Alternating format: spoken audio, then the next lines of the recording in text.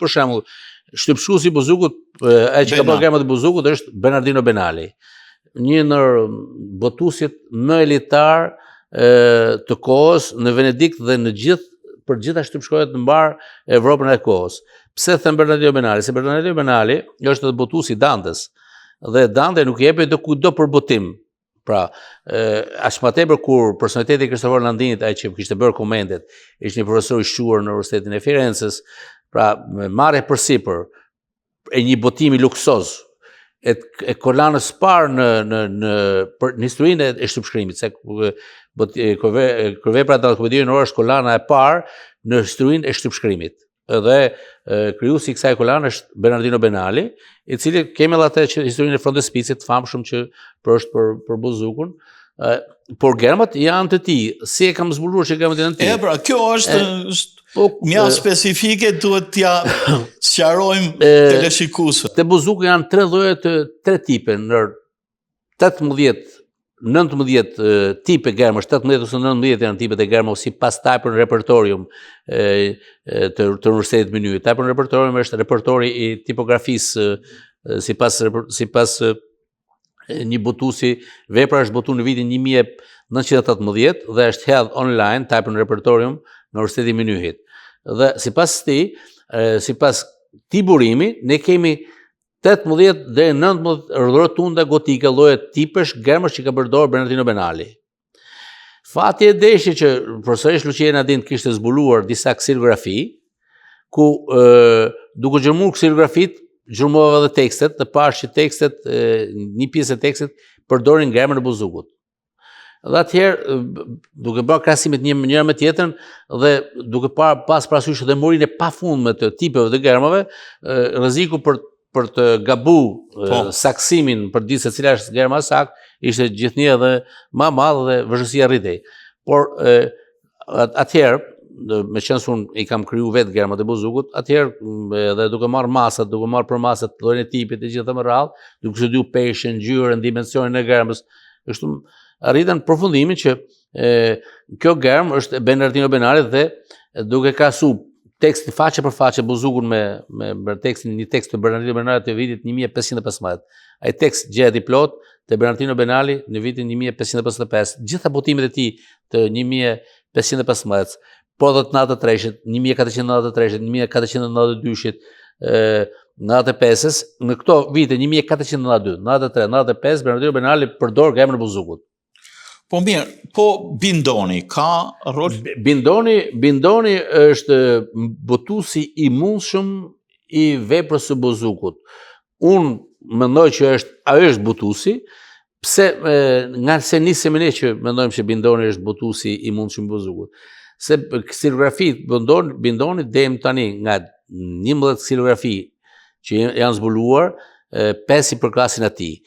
Dhe Bindoni është tipografi, shtypshkruesi i cili mbieton, është edhe ka botuar edhe 6 vite pas buzukut, kurse tipograf tjerë, Benali, Luca Antonio Giunta, Bernardino Vitali që ka botuar veprën e Skadot, Aldo Manuzio që është tipografi par excellence, si thonë francez, vetë tipografi, kryeshkolla e tipografisë veneciane, që kemi edhe gërmat Aldine, sot kemi fondin Aldin, Aldo Manuzio.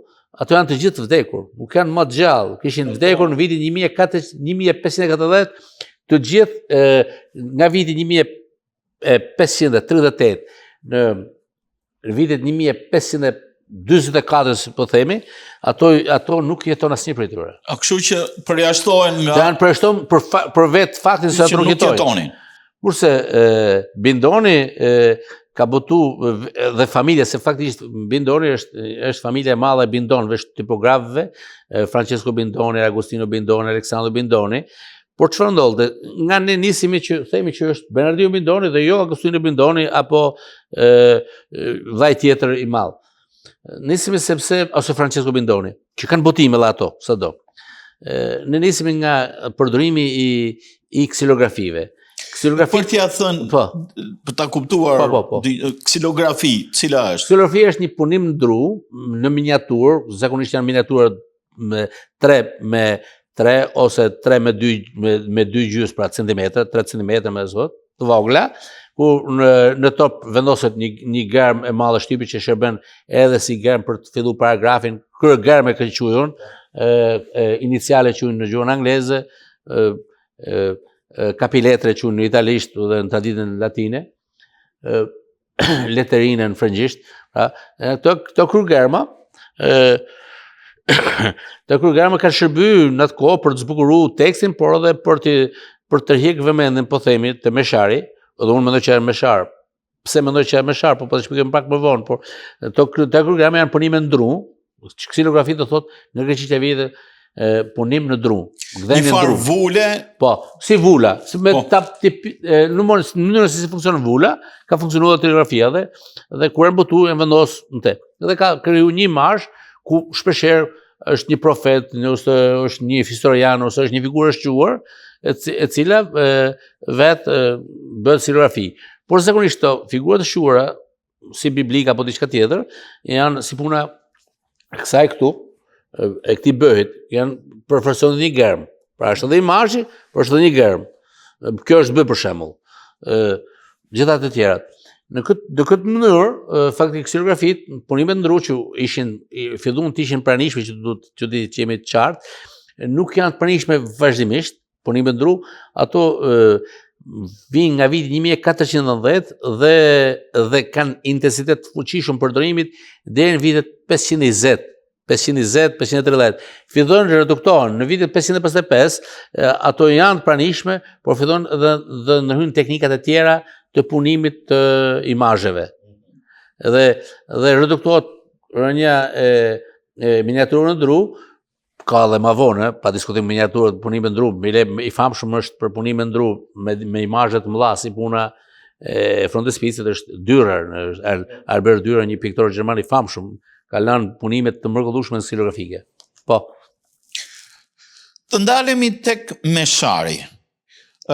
Ju në studimin tuaj thoni diçka, jemi fatlum, po, që meshari u botua pak a shumë në këtë ditë, pas u zhvillu, ishte koha e reformës, koha e protestantizmit, dhe kisha mori në koncilin e Trentos, mori vendimin që mos botoheshin meshar apo libra fetar në gjuhët e popujve, po t'ishin vetëm latinisht.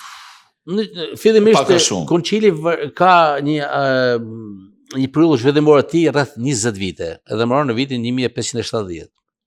Vendimet nuk janë të njëtrajtshme, duhet të dim, dinamika e koncilit nuk është e njëtrajtshme, analizat nuk vinë të mënjëhershme, dhe edhe lejimi për të shkruar për nevojat e koncilit Trentit do të diktohet edhe nga nevojat e papatit, pra vetë papa çfarë udhëzonte për popujt ndryshëm që ishin në pushtime të ndryshme apo diçka tjetër. Pra nuk ishte në mënyrë të njëtrajtshme. Çfarë ndodhi në mënyrë të njëtrajtshme? Mendojmë për koncilin, pas koncilit librat liturgjik u njësuan. Deri pra vitit 1570, librat nuk ishin të njësuar dhe nuk delin po themi në zërin propaganda fide. Pra, që tashma do të kishin një kontroll të rreth. Por nuk do të harrojmë që zyra e inkuzicionit edhe para Buzugut kishte urdhresa që një herë në 2 javë çdo shtypshkron që botonte tekste të kontrollohej për vërtetërinë e saj. Një herë në 2 javë. Shtypshkronja kontrollohesh. Të gjitha shtypshkronjat kontrolloheshin nga zyra e inkuzicionit. Do të jepnin llogari për botimet. Unë kam me vendim, kam rritur edhe vendimin, kam shkruar diku, se tash nuk mahen me gjitha dhënat, ashtu, por kjo është krejt i sigurt. Një herë në 2 javë, zyra e inkuzicionit çonte njerëz dhe vetë për kontrollu vërtetërinë shtypshkruese, sepse vërtetëria shtypshkruese kishte filluar të bëjë problem për vetëm për Vatikanin, por për gjithë politikën e kohës, sepse kishte filluar të dilte nga duart e politikës pikërisht marrëdhënia me librin. Libri po krijonte dinamika të tjera të marrëdhënies së individit me botën. Dhe këto marrëdhënie të tjera, që fillimisht nuk percepton si ndodh sot me inteligjencën artificiale, nuk ndodhte edhe me librin. Dhe kultura ose po themi qeverisit e njerëzimit, po themi pushtetarët, normalisht ishin përballë një dukurie që s'ka ndodhur kurrë, që nga prodhoshin libra identik 300, 1000, 2000 dhe do të përhapeshin me një mënyrë të rrofeshme dhe në këtë mënyrë hape dhe bëj leximi, nuk ishte më pronë vetëm e fisnikëve të mëdhej, po të shmaj që vëllut të bëj pronë edhe i publikut të mesëm. Këtu lind faktikisht po më shikoj me kujdes janë edhe farzat e fuqishme të burgjezisë, jo farzat fillestare, por farzat pra të burgjezisë evropiane, sepse ç'a ndodh? Këto tashma kanë përmes librit, ato janë vizitojnë me botën më zhvilluar të kohës, me njerëz më zhvilluar të kohës dhe i kanë libër, nuk kanë nevojë me konstitut diku, po i kanë gjithë atë mijat libër. Dhe nga kjo frikë faktikisht që ndodhin, gjitha pushtetet kanë frikë, gjitha pushtetet, gjitha dinamizmat e veta kanë frikë, atëherë fillon edhe kontrolli. Papati kishte drejt faktikisht sepse një pjesë e prifta kishin filluar të ndryshojnë doktrinë përmes librave, edhe atëherë çfarë ndodh? Vendosën të ndërtojnë një urdhën të prerë përmes një konstitucioni që këto libra, ky ushqim do të jepet publikut përmes librit, pra në mesh do të ketë këtë libër, po do të kishte edhe përmasat e veta. Edhe përmasat. Po patjetër, për shembull Meshari, nuk mund të jetë një libër Meshari, një libër 10 centimsh, 12 centim liturgjik. Po Meshari do të jetë një libër që është in folio, do thotë me këtë dimension. Po të shkosh në kishti, nuk sheh një mesharti në këtë dimension. Po shkosh në kishtë, po nuk prisni, nuk del me një meshar të vogël, me një libret të vogël për të përbërë mesh, po e del me një libër të madh. Dhe për shembull, se shumë kushtot është ritual, dikush thotë është një libër liturgjik që po i vëmë një emër, por dimensionet fizike të tekstit japin me kuptu që është një libër që e vendos në foltorën e presbitero, po diku, a vendosë për ta lexu prifti. Po gjatë meshës, libër që lexohet gjatë meshës. Edhe emërtimi Meshar, shqipon misale latinisht. Po, unë mendoj që është gjithë emri i saktë, sepse ai që ka vendosur emrin ka pas parasysh pikërisht këto kriteret që themon.